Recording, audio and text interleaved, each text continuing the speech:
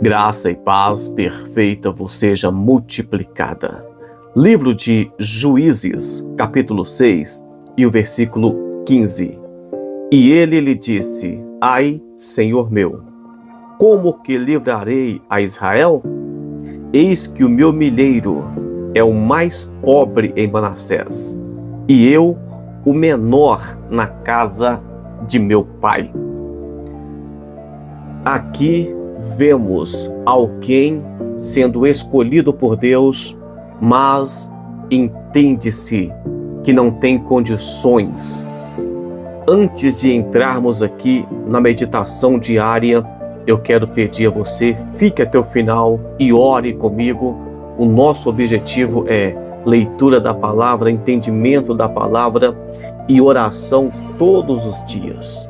E quero te pedir um favor: deixe uma paz do Senhor, deixe um bom dia, uma boa noite, um amém, alguma coisa, algum comentário para eu acompanhar você. Você me segue e eu sigo você, tipo isso. O livro dos Juízes é um livro que começa depois que tem o Pentateuco, termina com Moisés ali para inserir o povo na terra de Canaã. Moisés morre, Josué assume. Depois da morte de Josué, então não tinha rei em Israel. Sempre que Deus precisava, ou sempre que o povo fazia o que era mal aos olhos do Senhor, então Deus entregava aos inimigos. Deus permitia que os inimigos dominassem Israel. E depois Deus levantava um juiz. E aqui temos vários juízes. Temos Gideão, temos Sansão, temos vários juízes. Jael, muitos juízes aqui. É um livro muito interessante. Aqui houve um tempo em que os medianitas estavam castigando Israel de uma forma assustadora. Então estava ali Gideão, e um anjo aparece a Gideão e diz para ele: olha, ele estava malhando trigo, tentando ali recuperar alguma coisinha, mesmo que a situação não estava fácil, mas ele estava ali resistindo, tentando, com a sua pouca força, salvar o pão de cada dia, não é? Então o anjo do Senhor veio e assentou-se debaixo de um carvalho e que está em Ofra, que pertencia a Joás, a Biezerita. E Gideão, seu filho, estava malhando trigo no lagar para salvar dos midianitas. Então Gideão estava ali tentando não permitir que o inimigo levasse todo o trigo, e Deus manda o anjo falar para ele. E o ponto principal aqui é que Gideão se coloca como alguém pequeno. Ele se coloca como alguém que não tinha nenhuma condição de fazer nada. Ele disse: olha, a minha tribo é menor, o meu povo é o menor, a minha casa eu sou insignificante, e aqui está uma característica de todo aquele que é chamado por Deus. Deus nunca chama a pessoa que se sente poderosa. Nós vemos isso, eu sempre repito isso aqui, só que hoje é focado nessa situação. Vemos isso, por exemplo, com Saul, vemos isso, por exemplo, com Isaías. Deixa eu ler para você aqui no livro de Provérbios, capítulo 3, versículo 5. Eu estou com 3 Bíblias abertas aqui e traduções diferentes, mas vamos lá. Provérbios, capítulo 3, versículo 5. Confie no Senhor de todo o seu coração e não se apoie na sua própria capacidade e entendimento.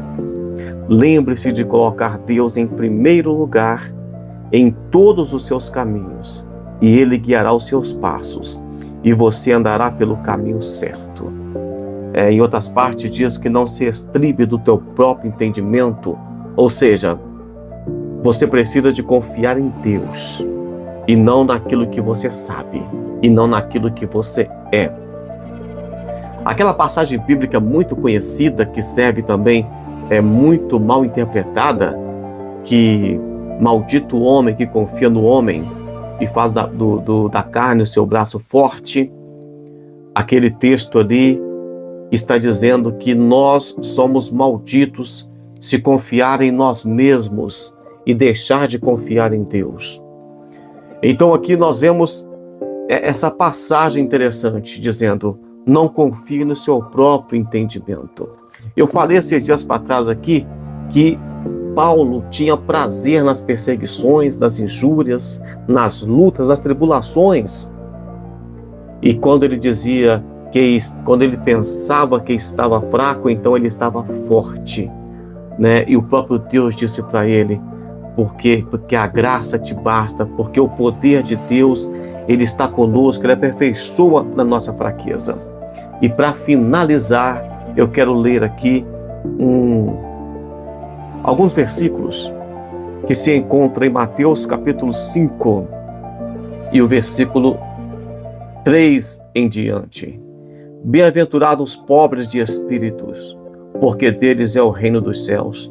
Bem-aventurados que choram, porque eles serão consolados. Bem-aventurados mansos, porque herdarão a terra. Bem-aventurados que têm fome e sede de justiça, porque eles serão fartos. Bem-aventurados misericordiosos, porque alcançarão misericórdia.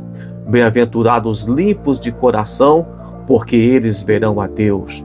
Bem-aventurados pacificadores, porque eles serão chamados filhos de Deus. E bem-aventurados que sofrem perseguições por causa da justiça, porque deles é o reino dos céus. Então aqui vemos o contrário de tudo aquilo que o mundo ensina. Por exemplo, pobre de espírito, deles serão o reino dos céus. É quando você vê a pessoa que entendendo: eu preciso de Deus.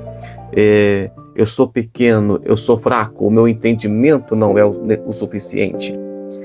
Bem-aventurados que choram, bem-aventurados que têm fome, bem-aventurados misericordiosos, bem-aventurados mansos.